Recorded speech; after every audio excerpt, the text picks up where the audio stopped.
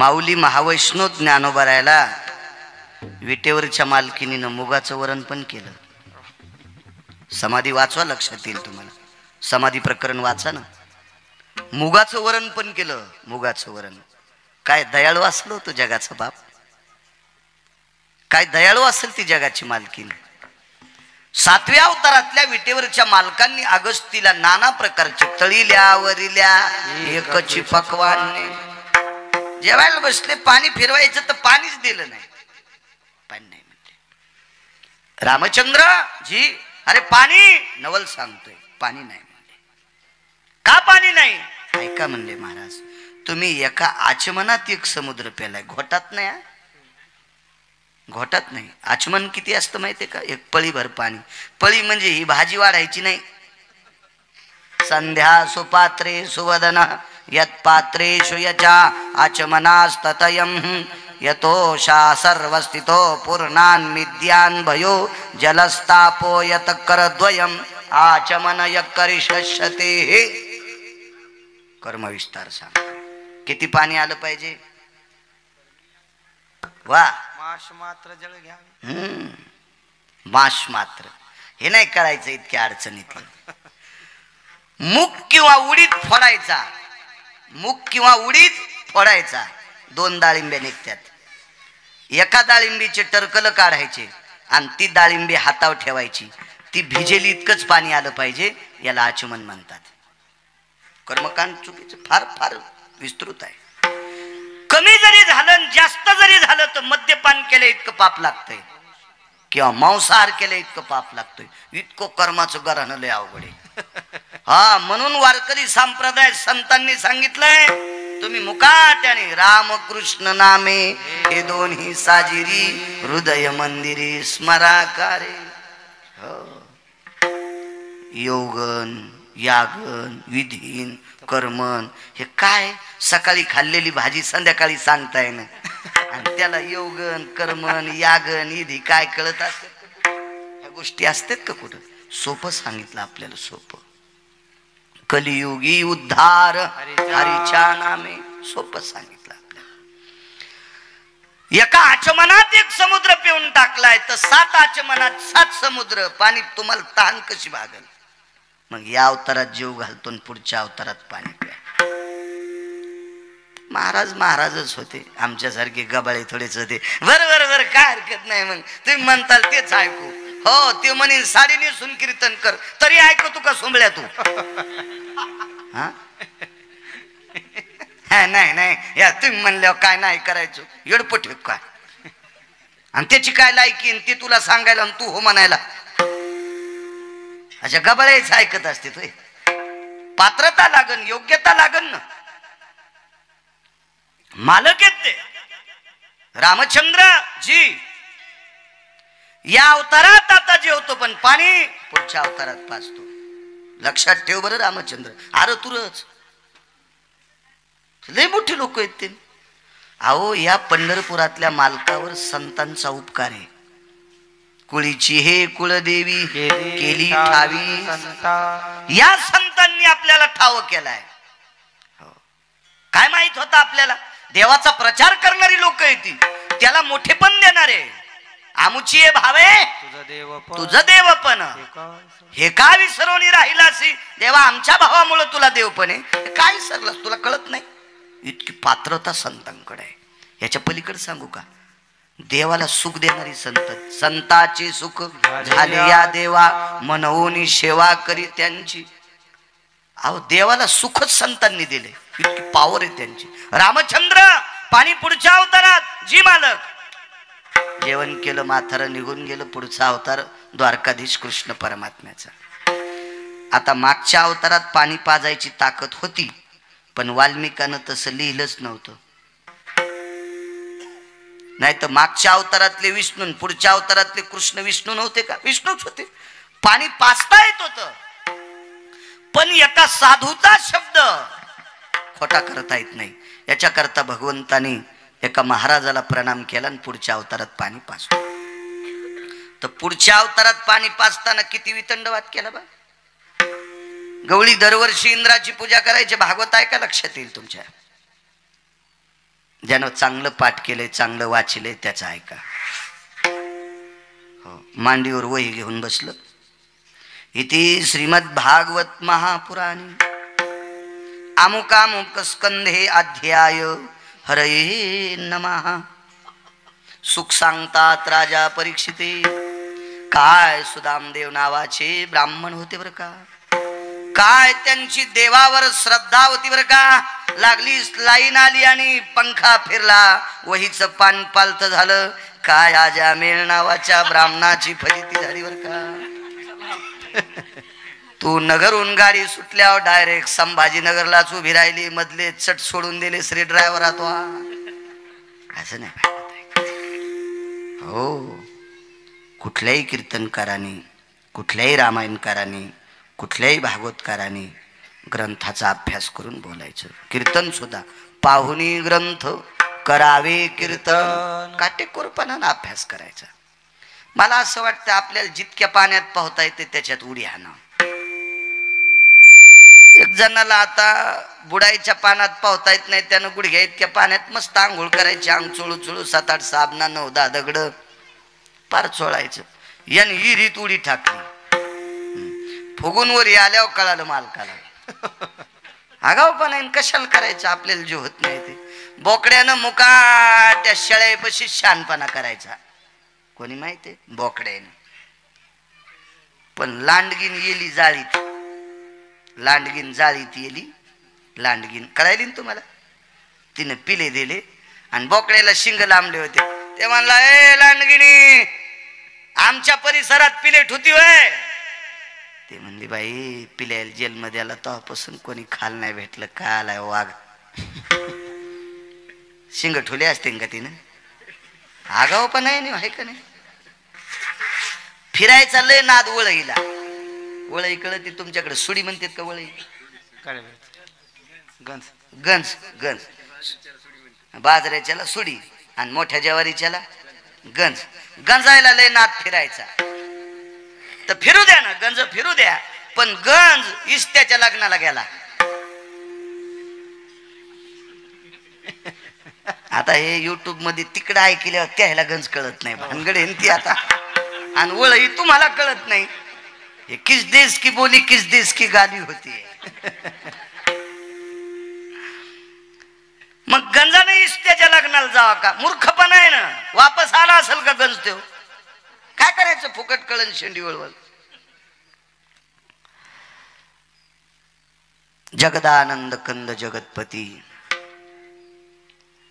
भगवान कृष्ण परमात्म्याने इंद्राची पूजा डावली. इंद्र म्हणजे 222 मंत्रीपद एकट्यालाच.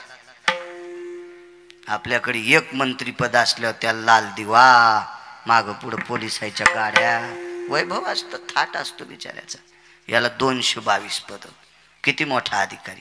त्याचा सन्मानच फेकून दिला आणि एका डोंगराची पूजा केली. त्या डोंगराचं नाव आहे गोवर्धन. गोवर्धनाची पूजा केली. माणसं पाठीले म्हणे, अरे दरवर्षी आपली पूजा करते, या वर्षी काय आपल्याला बोललं नाही, काय नाही. कसं काय हुकलं बाबा. 10-20 वर्षापासून आपल्यालाच बरी ते वाजवायला. नाही, मी एरी दृष्टांत सांगायला लागलो तुम्हाला नाही म्हणलं. या वर्षी कस काय हुकलो. कोण टापकाला तिथं. तिकडं सप्ताह असला तरी फोन लावलो बेजार. काय महाराज हजारी बा कोण आहे तुमच्या इथं वाजवायला. आसन ना कोणतरी, आसन कोणतरी. दरवर्षी म्हणले, यावर्षी आपली पूजा का नाही. सदसेवेकरांनी सांगितलं यावर्षी गोवर्धनाची पूजा आहे. बर बर बर बर पाहतो म्हणे गवळ्याची सोय. आता सोयच बघतो म्हणे या लोकांची गोकुळातल्या. काय सोय बघणार. असा पाऊस पाडला शिळा वर्षल्या धारी. मेघ जो कडाडीला शिळा वर्षल्या धारी. रक्षिले गोकुळवो नखी धरी लागिरी. निर्भय लोकपाळ अवतरले हारी. जय देवा कृष्णनाथा राय रुक्मिणी कांता. आरती ओवाळीन तुम्हा देवकी सुद्धा हत्तीच्या सोंडेसारख्या धारा पाड्या. 14 समुद्रा इतकं पाणी वाहत होतं. गवळ्याने सांगितलं, कन्या काय काय काळजी करू नका, लावा काठ्या.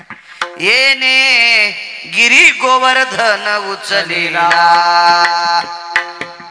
आणि मालकांच्या आरतीत नखी धरीला गिरी, नखावर करंगळीवर पर्वत धरला. करंगळीवर पाऊस पडत होता. भगवंताच्या लक्षात आलं, इंद्राला राग याच्या करता आणला. आपल्याला माहित होतं तो प्रमाथी नावाच्या वरुणाला पाठवून पाऊस पाडणार आहे. अवकाळी पडलेला पाऊस चोर कमी हाणते तितका आणि तू. अवकाळी पाऊस काही हिशोबात नसतो ना, हिशोबात नसतो. 19 घर मेले बाहेर बांधलेले, जांबासारख्या गारा. हो, तुम्ही त्याला पेरू म्हणत असता नाही का? पेरून जांब एकच न वाटतंय.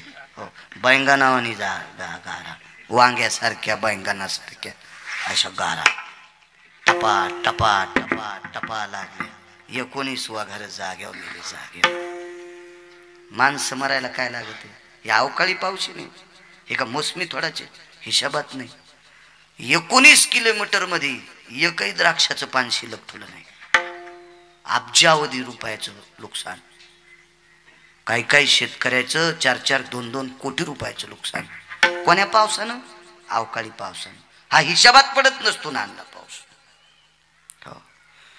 मग तिथं तर हत्तीच्या सोन्यासारख्या धारा येतात, कसा पाऊस असतो? मालकाने सांगितलं सगळ्या गवळ्याला काळजी करू नका. आमंत्रित केलं सापाला. मोठा साप, कोणताही धरा, वासुकी धरा, तक्षक धरा, नाना प्रकारचे सर्प आहेत. त्याच्यापैकी एकाला आमंत्रित केलं आणि त्या पर्वताला आळं केलं.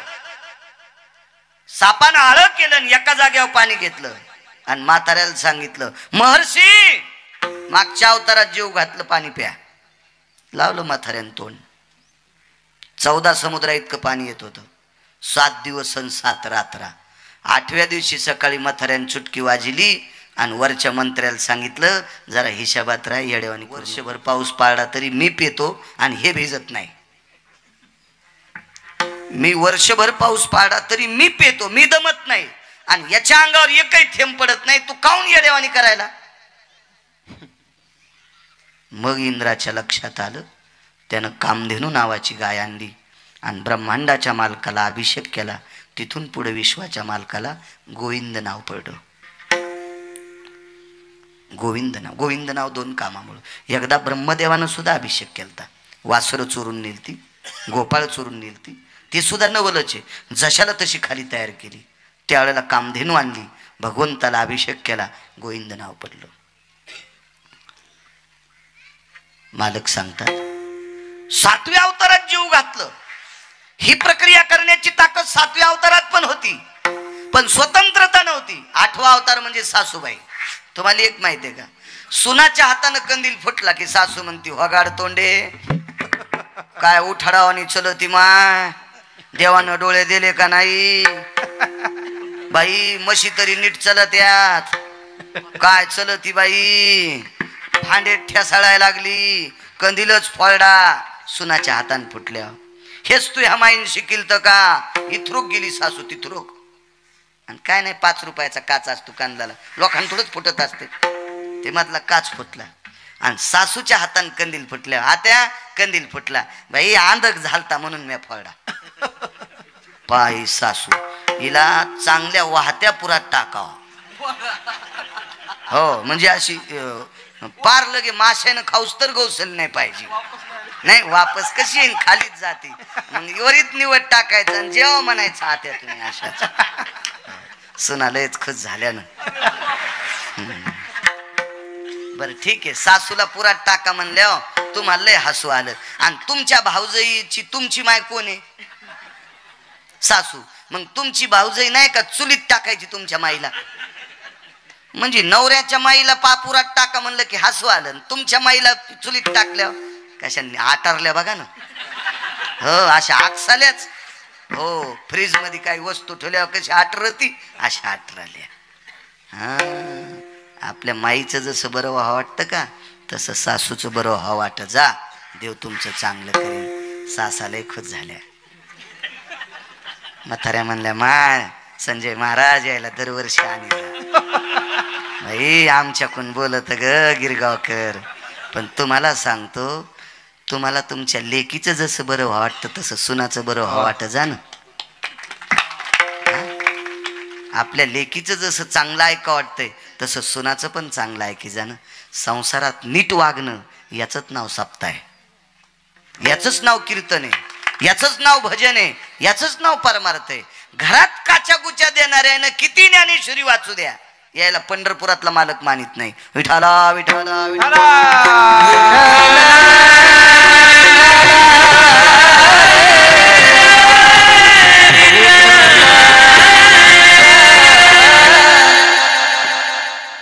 आणि 7व्या 8व्या अवतारात 14 समुद्र इतकं पाणी एका वेळेला वाहत होतं. हे प्राप्त केलं आणि साधूची तृष्णा भागवली. मागच्या अवतारातलं कर्ज द्वापार युगात फेडलं. याच्या करता मालक नवल म्हणतात. आनंद नवल नवल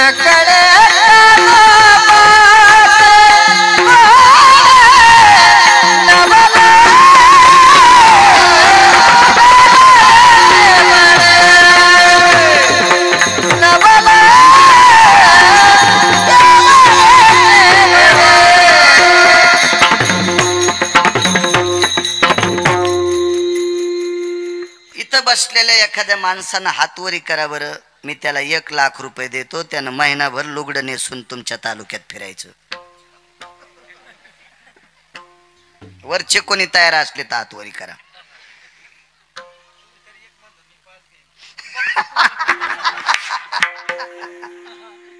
पाय कडक टोपी. अण्णा म्हणले मी 5 लाख रुपये देतो. नाहीत फिरणार, मला माहित आहे. नाहीत फिरणार, नाहीत फिरणार. नवल सांगतोय, नवल नवल नवल. भजन करणाऱ्याला हस्तनापुरातली गादी द्यायची होती. पांडव भजन करत होती. पाहती पांडव अखंड वनवासी, परित्या देवाशी आळविती किंवा आठविती. म्हणजे भजन करत होती. पांडव भजन करत होती.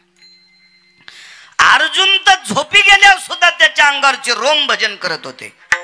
नामने कायान वरुतायाम कृष्ण द्वैपायनो मुच्यतेयम नैवम गिरगावकर लिखितम. हे का गिरगावकरांनी लिहिले का? झोपी गेल्यावर त्याच्या अंगावर चिरोम कृष्ण कृष्ण म्हणत होते. काय भजन असलं ना. आणि अशा भजन करणाऱ्यांना हस्तनापुरातली गादी द्यायची होती. पण म्हातारं मरेपर्यंत गादी भेटत नव्हती. त्या म्हाताऱ्याचं नाव महाराज पितामह भीष्माचार्य.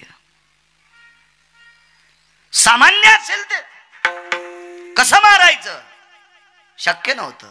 1 कोटी कृष्ण जन्माला आले तरी भीष्माचार्य मरत नव्हते. कारण ते इच्छामरणी होतं ना. इच्छामरणी होतं, इच्छामरणी. भीष्मानं जर विचार केला मला मरायचंच नाही, तर काय यमाची मायवेली म्हाताऱ्याला न्यायला. अहो यमाला 22.5 दिवस उभं केलं. तर काल परवा आपण इथं कुठंतरी आलतो घाटा पिंपरीला, तिथं मी होई सांगितली होती. देखो नि दक्षिणायन अति घोर, भीष्मे ऐकताची उत्तर, काळासी सारो निया दूर, स्वशरीर रक्षिले. मालक सांगतात पैठणचे, हे यमड्या सरक बाजूला, सारो निया दूर, स्वशरीर रक्षिले. 22.5 दिवसाला उत्तरायण लागायचं होतं आणि दक्षिणायन चालू होतं. देखो नि दक्षिणायन घोर, भीष्मे ऐकताची उत्तर. कोणाकून ऐकलं? संजयानं सांगितलं होतं, विदुरानं सांगितलं होतं.